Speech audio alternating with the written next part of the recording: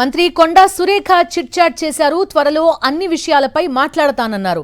చెప్పాల్సిన విషయాలన్నీ నిన్ననే చెప్పేశానని తెలిపిన కొండా సురేఖ ఇక తాను చెప్పేదేం లేదని స్పష్టం చేశారు. ఇప్పటికే సుస్మిత వ్యాఖ్యలు, కొండా సురేఖ వివరణపై కాంగ్రెస్ ఎమ్మెల్యేలు మండిపడుతున్నారు. సుస్మిత వ్యాఖ్యలతో తనకు సంబంధం లేదనడంపై ఆగ్రహం వ్యక్తం చేస్తున్నారు. కొండా సురేఖను బర్తరఫ్ చేయాలని డిమాండ్ చేస్తున్నారు.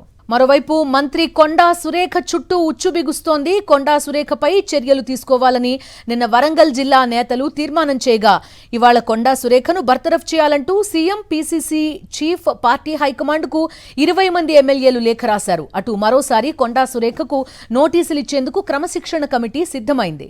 సో కొండా సురేఖ ఎపిసోడ్లో ఏం జరగబోతోంది? ఈ వరుస లేఖలకి కారణం ఏంటి? ఎందుకని ఎమ్మెల్యేలతో, కాంగ్రెస్ నాయకులతో వరుస లేఖలు రాయిస్తున్నారు? పూర్తి సమాచారం అందిస్తారు మా కరెస్పాండెంట్ రాకేష్ జాయిన్ అవుతున్నారు. రాకేష్, ఏం జరుగుతోంది? సంథింగ్ బిగ్ ఎక్స్పెక్ట్ చేయొచ్చా పీసీసీ నుంచి? పూర్తి డీటెయిల్స్ ఏంటి? కొండా సురేఖ ఏమంటున్నారు ప్రస్తుతం ఉన్న సినారియోలో? మంత్రి కొండా సురేఖ చుట్టూ ఉచ్చు బిగించేందుకు కాంగ్రెస్ సిద్ధమైంది. ఇప్పటికే కొండా సురేఖను పార్టీ నుంచి సస్పెండ్ చేయాలని కాంగ్రెస్ పార్టీకి సంబంధించిన 20 మంది ఎమ్మెల్యేలు బహిరంగంగా మాట్లాడారు. ది సేమ్ టైం సీఎం కు, పీసీసీకి, హైకమాండ్ కు లేఖలు కూడా రాశారు.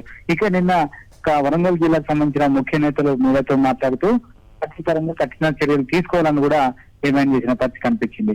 ఇక నిన్న కొండా సురేఖ వివరణ ఇచ్చినప్పటికీ ఆ వివరణ విషయంలో క్రమశిక్షణ కమిటీ సంతృప్తి చెందలేదు. దీంతో రేపు హైదరాబాద్ వస్తున్న క్రమశిక్షణ కమిటీ చైర్మన్ మల్లురవి మరోసారి నోటీసు ఇచ్చేందుకు సిద్ధమైనట్టుగా తెలుస్తోంది. ఈసారి పూర్తి వివరాలతో కూడిన రిప్లై రావాలని ఈ లేఖలో పేర్కొనే అవకాశం కనిపిస్తా ఉంది.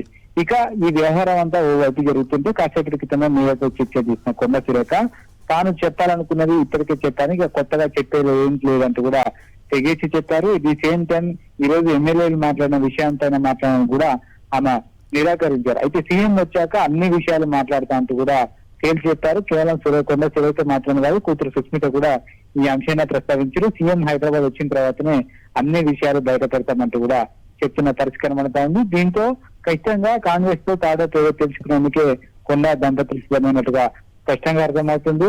ఇటు కాంగ్రెస్ అధిష్టానం కూడా ఆ దిశగానే అడుగులు వేస్తా ఉంది. ఈ రోజు ఎమ్మెల్యేలు మాట్లాడిన తీరు కనుక చూస్తే ఖచ్చితంగా కొండా సురేఖ పైన వేటు వేసేందుకు సిద్ధమవుతున్నట్టుగా స్పష్టమైన సంకేతాలు కనిపిస్తా ఉన్నాయి. కానీ రాకేష్, ఒక కొండా సురేఖ మాత్రమే కాకుండా 4-5 వైపుల నుంచి కూడా ప్రస్తుతం ఒక ఉమ్మడి దాడి లాంటి ఒక వాతావరణం కాంగ్రెస్ పార్టీలో కనిపిస్తోంది అనే ఫీలింగ్ చాలా మందిలో ఉంది. వీటన్నింటికీ కాంగ్రెస్ పార్టీ ఎలా చెక్ పెట్టబోతోంది?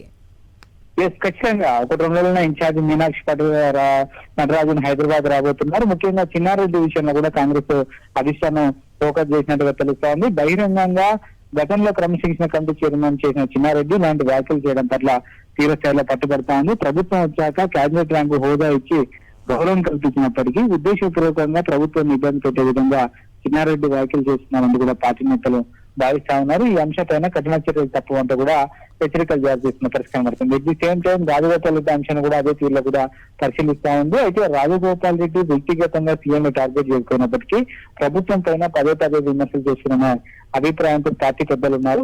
వీరందరికీ ఏదో ఒక రకంగా పెట్టాలి, ఒకరో ఇద్దరి పైన కఠిన చర్యలు తప్పవనే ఒక హెచ్చరికలు జారీ చేసే ఉద్దేశంతో పార్టీ పెద్దలు ఉన్నట్టుగా తెలుస్తోంది. ఇప్పటికే జెపిడి ప్రభాకర్ రెడ్డి లాంటి నేతను 2 నెలల క్రితం క్రమశిక్షణ కమిటీ పార్టీ నుంచి సస్పెండ్ చేసింది. మిగతా నేతల విషయంలో కూడా అదే ధోరణితో ఉంటామనే ఒక సంకేతాలు ఇచ్చేందుకైతే పార్టీ పెద్దలు చూసేదన్నట్టుగా తెలుస్తుంది. Okay Rakesh, thank you.